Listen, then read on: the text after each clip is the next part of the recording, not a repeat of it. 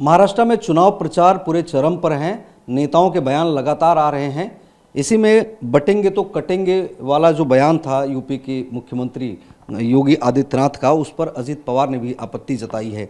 अजीत पवार ने कहा कि ये महाराष्ट्र की संस्कृति नहीं है। महाराष्ट्र में लोग आते हैं, अब इस तरह का बयान देते हैं, लेकिन ये संस्कृति नहीं है। हमारे साथ में बात करने के लिए प्रियंका चतुर्वेदी हैं, उद्धव ठाकरे ग्रुप की नेता, सांसद। प्रियंका जी, आपने भी अजीत पवार के बयान के बारे में सुना होगा, जिस तरह से उन्होंने नाराज़गी जताई है, इस बयान को किस तरह से देखती हैं? मैं तो यही कहूँगी कि अजीत पवार जी ना यहाँ के रहे ना वहाँ के रहे, कहीं बीच में बनकर रह गए हैं। तो उनका जो सोच है वो सही तरीके से सामने नहीं आ रहा है। आप बैठ रहे हैं बीजेपी के साथ, फिर बीजेपी के खिलाफ, बीजेपी और महायुति के खिलाफ कैंडिडेट खड़े कर रहे हैं।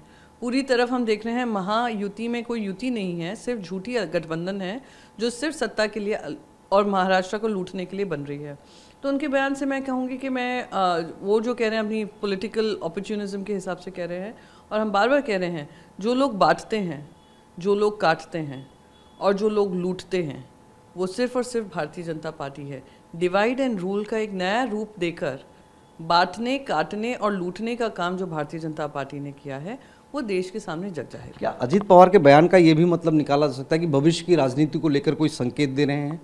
मैं नहीं मानती हूँ कि वो भविष्य की राजनीति को देख रहे हैं। वो अभी अपनी परिस्थिति देख रहे हैं कि वो कहीं आइडियोलॉजी को देखकर या अपनी सोच को लेकर कि किस खेमे में वो आते हैं, वो वहाँ पे कंफ्यूजन उनका दिख रहा है। जी, एक और बयान है, राज ठाकरे जी लगातार बयान दे रहे हैं और अपने बयानों में वो उद्धव ठाकरे का नाम लेकर सीधे तौर पर जिक्र कर रहे हैं। पहली बार ऐसा हुआ है कि राज ठाकरे अपने भाई के खिलाफ खुलकर बोल रहे हैं। कल उन्होंने अपने बयान में ये कहा कि हिंदू हृदय बाला साहब ठाकरे के नाम के आगे जनाब बाला साहब ठाकरे लिखा जाने लगा उर्दू में।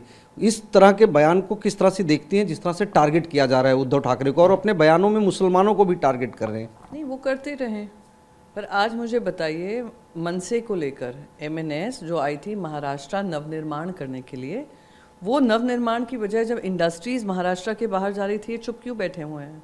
जब महाराष्ट्र में खुलेआम लूट मची हुई है स्टेट ट्रेजरी की, 1 लाख करोड़ से ज़्यादा टेंडर पास हो गए 11 दिनों में, इलेक्शन से अनाउंस होने के 11 दिनों में, तो उसके ऊपर क्यों चुप बैठे हैं? जो संविधान के को तोड़ मरोड़ कर उन्होंने 2 राज्य स्तर की पार्टियों को तोड़ने का काम किया, तब क्यों चुप बैठे रहे? आज वो देख रहे हैं कि उनको कहीं से समर्थन नहीं मिल रहा है। कहाँ वो बिना शर्त समर्थन करने को तैयार थे भारतीय जनता पार्टी के, और वही भारतीय जनता पार्टी जो हमारे काम, हमारे बच्चों के रोजगार के माध्यम दूसरे राज्यों में लेकर जा रहे हैं, तब उनकी बोलती बंद है। तो वो उस पर अटैक करेंगे ना, जिस पे वो जानते हैं कि वो अगर उन पे अटैक करेंगे तो न्यूज़ बनेगी।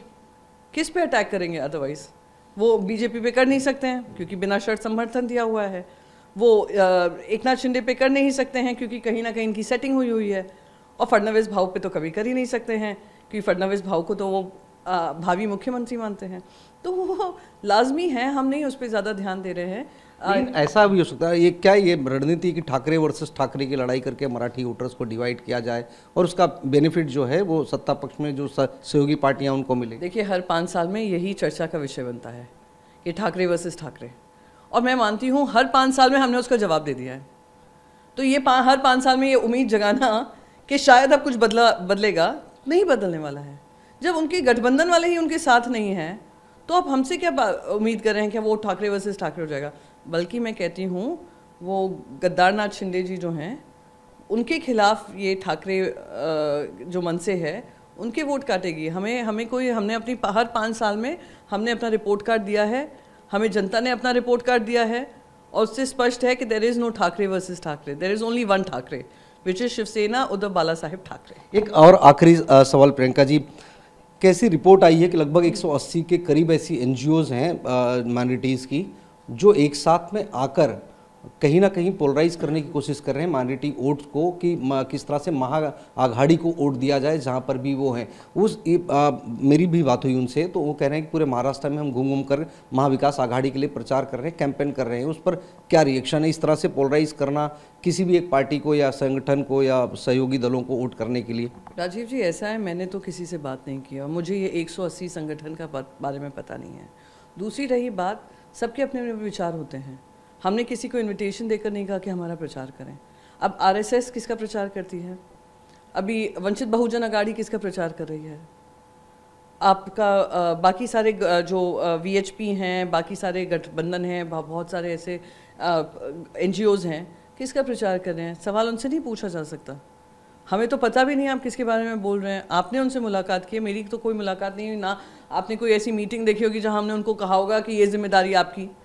तो अगर कोई आकर कोई आकर जाकर अपना मन की विचार रख रहा है तो उससे ना आपको आपत्ति होनी चाहिए ना मुझको, या तो हमारे पास वोटिंग राइट। इसी को दूसरे लोग वोट जिहाद कह रहे हैं कि मुस्लिम लोग इकट्ठा होकर एक मुश्त वोट कर रहे हैं माँ विकास आघाड़ी। अच्छा, वोट जिहाद कहने वाले किरीट सोमैया जी, जिनका वीडियो फेमस है पूरे देश भर में, वो अगर इंडियन एक्सप्रेस का आरटीआई पढ़ेंगे ना तो उससे स्पष्ट हो जाएगा कि वोट जिहाद का सबसे ज़्यादा फायदा वोट शेयर में किसको हुआ है, और वो है भारतीय जनता पार्टी। तो ये बार बार मैं आपको फिर से दोहराऊंगी, जब आपने ट्रिपल तलाक, इंस्टेंट ट्रिपल तलाक ख़त्म किया था, यही नरेंद्र मोदी जी थे जो छाती ठोक ठोक कर कह रहे थे मुसलमान महिलाओं ने उनको वोट किया। उस समय पे वो वोट जिहाद नहीं था। उनको 303 लाने का, यानी 280 या जो भी 290 सीट मिली थी पहले टर्म में, फिर उनको 303 मिली, वो उसका श्रेय दे रहे थे मुसलमान महिलाओं को क्योंकि उन्होंने इंस्टेंट ट्रिपल तलाक ख़त्म किया। तो वो वोट जिहाद नहीं है। यहाँ पे मुसलमान अगर अपना मन मान लेता है कि किसको वोट करना है तो वो जिहादी सोच हो गई और वो जिहादी पार्टियाँ हो गई, और अगर भारतीय जनता पार्टी को वो वोट देते हैं तो वो दूध की धुली हो गई। तो कुछ शर्म करें ये लोग।